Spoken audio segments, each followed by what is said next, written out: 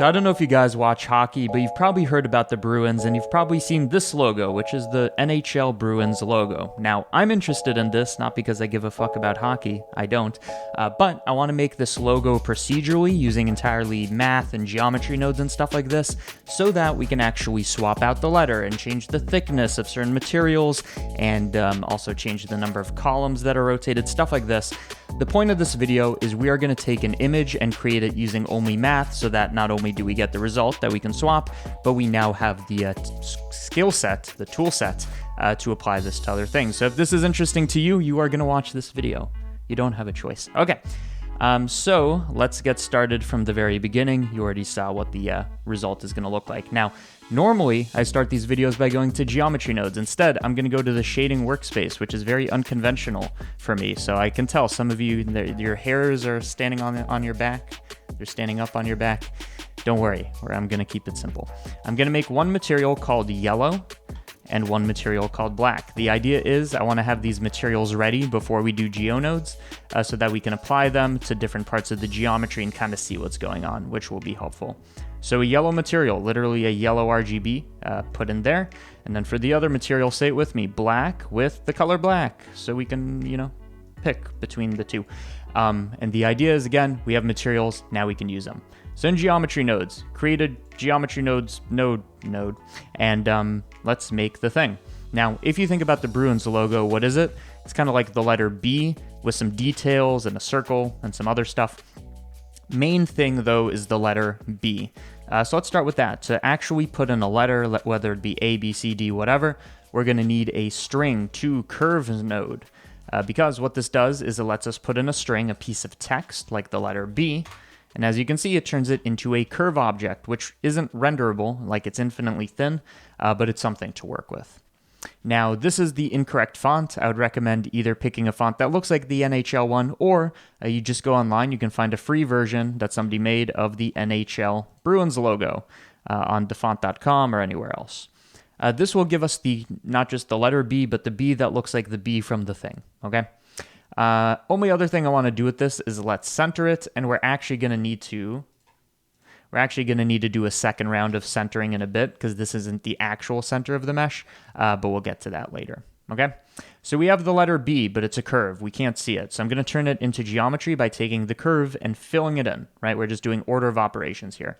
And since we now have our materials, which again, this is why I set it up before, we can take this and for the segment, make it black or yellow or whatever it's supposed to be, okay? Next is we know that this letter B, which again, we can swap out for a black A, a black whatever. We know that this has a yellow, I believe, unless I got them flipped.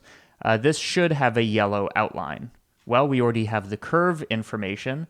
Before we fill curves, we already have that curve information, so we could say sweep a circle or something along that curve, right? So the only thing I'm going to do is I'm going to realize instances, and you're like, why? It's because the strings to curve gives us the letter B, but it's just an instance, right? Which is useful because, we could do some stuff with it, but when we actually need to look at the data of the thing, we need to realize instances. This will give us all 27 control points, okay? Realize instances. We want to take the curve and make it into a mesh. Again, we want to sweep a circle along it, so curve to mesh, and then just pick a circle. So it's pretty much intuitively what you would think to do, okay? So with this curve to mesh, it's looking very thick, so let's make it tinier. And you can see it looks rough, but we have the outline. Now, something that's interesting is since this is kind of like a two-dimensional effect, like we're just making a 2D image, we're not like looking at it from the side or whatever, you're going to see the shading is very broken and all this, but it doesn't matter, right? Because we're going to basically flat shade it with the yellow material. So it's like all the shading artifacts are gone. If we join these, you can see we've now outlined the letter B with a bit of a hiccup, and that is that, I don't know, it just kind of looks weird, like this part is pinched and all this. Luckily for us, this becomes better the smaller the radius is, if I can actually make it smaller. So you can see now it's barely visible, that effect. So there you go. We made the letter B, and I think the only thing I want to modify here is this yellow is pretty kind of mustardy. We want to make it brighter and lighter, something like that.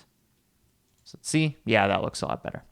Okay, so we have the letter B. Again, fully procedural. Letter A, letter Q. You can even put a word and it does the thing. By the way, the letter Q is a bit weird because the font has curves intersecting each other. We're just going to hope that you don't need the letter Q, but you could do anything else. Okay, next order of business is this now should have a halo or like a circle around it that again has this black and yellow thing going on.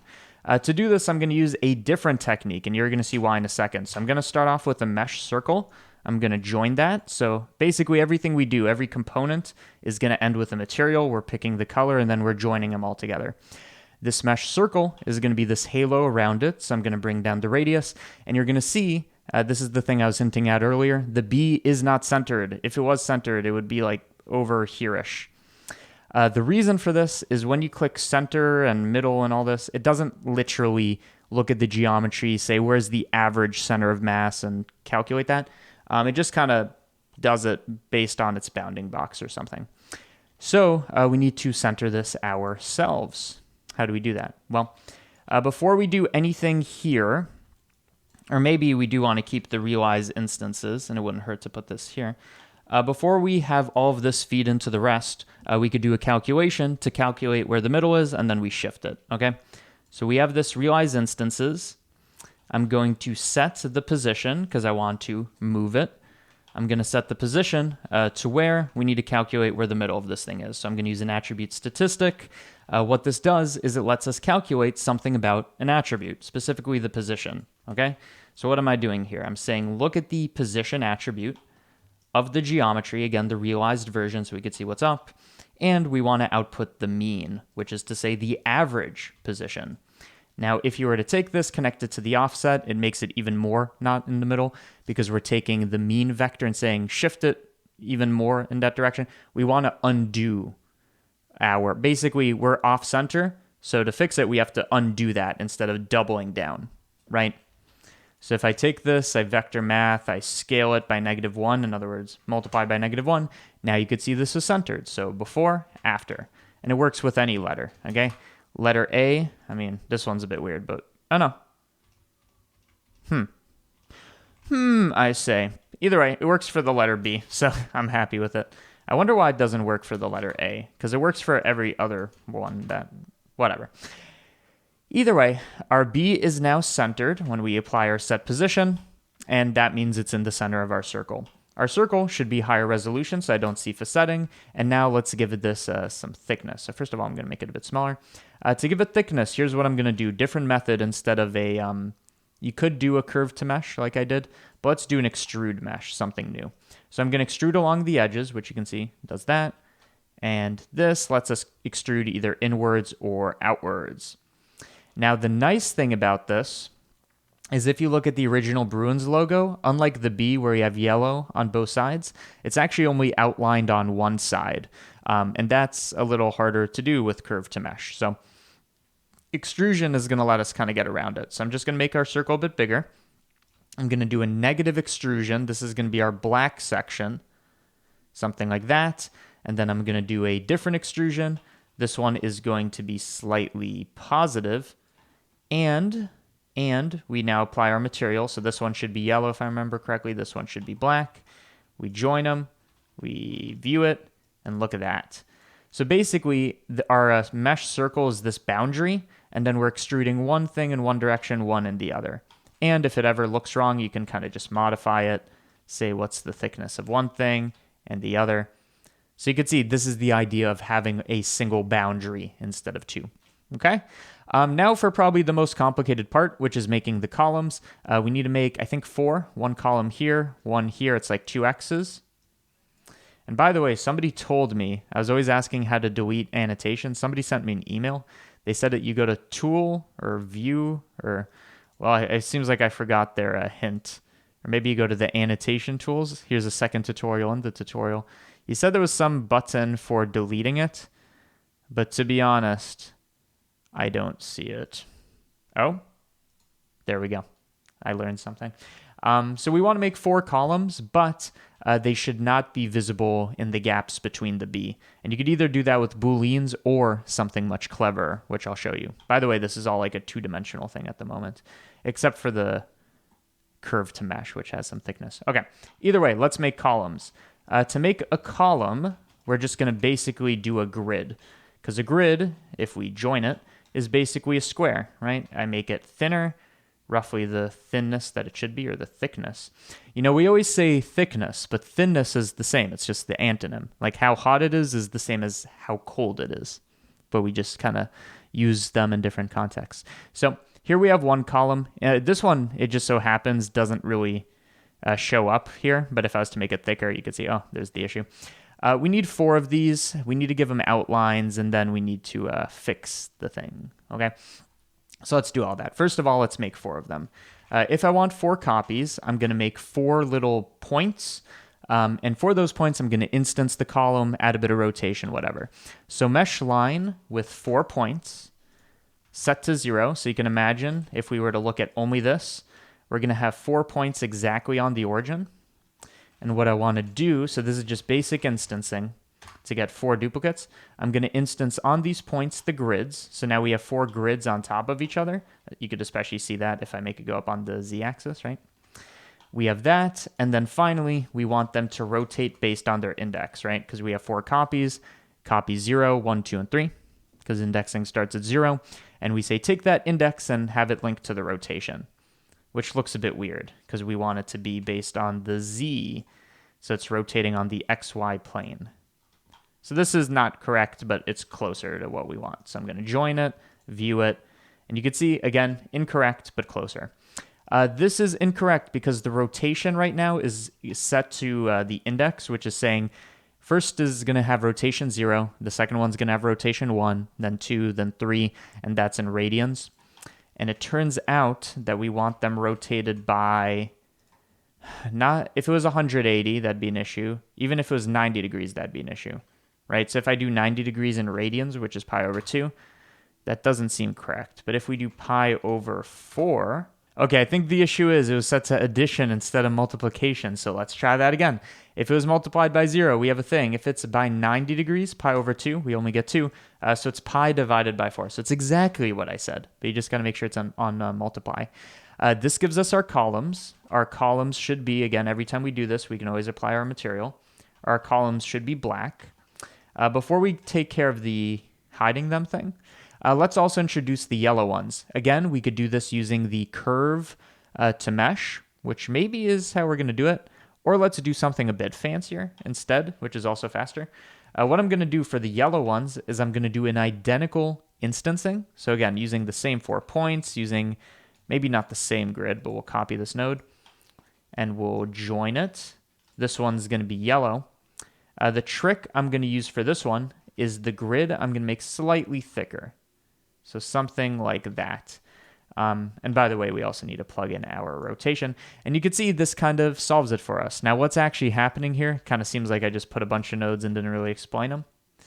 What I'm doing is I'm actually creating layers in 3D, right? So first we have our black lines, which let me also move down using a transform. First we have our black lines. Why is this here?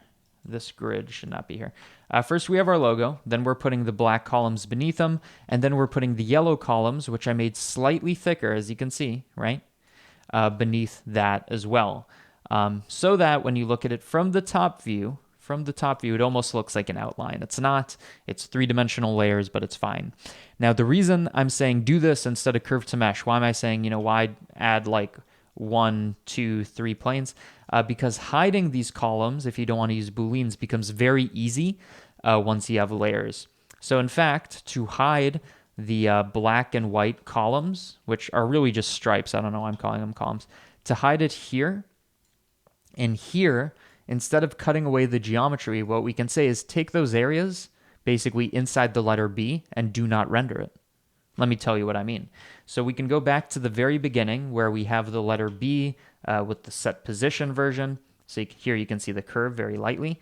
What I want to do is I want only the outer curve without the inner component. So to do that, I'm going to delete the geometry of only the splines. And we want to keep everything that is not, we want to keep only index 0, which happens to be, just plug this in here. Technically, what's happening is all the other splines, like this one here and this one here, were splines 1 and 2, which gets selected out because they're greater than or equal to 1. But you can see basically I've taken the letter B, I've constrained it to this thing, only the outline. We take it, we fill it, and then I'm going to put this in its own layer. Again, like I was talking about with these 3D layers. So let's view this. I'm going to take it and bring it slightly below. So you can see we have our two-dimensional logo, then this kind of white thing, and then our columns. And you can almost see if I was to make this white, not really transparent because then you'd see through it, but almost make it like a holdout shader or something, like the color gray of the background, that would solve it because it's obstructing the thing.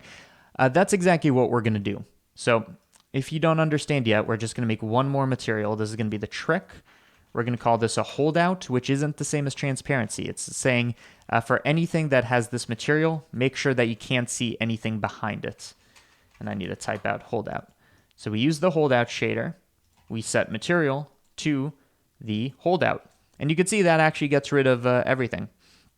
Again, what this is it's a layer that kind of cuts out anything beneath it. As you can see, it's kind of making it gray.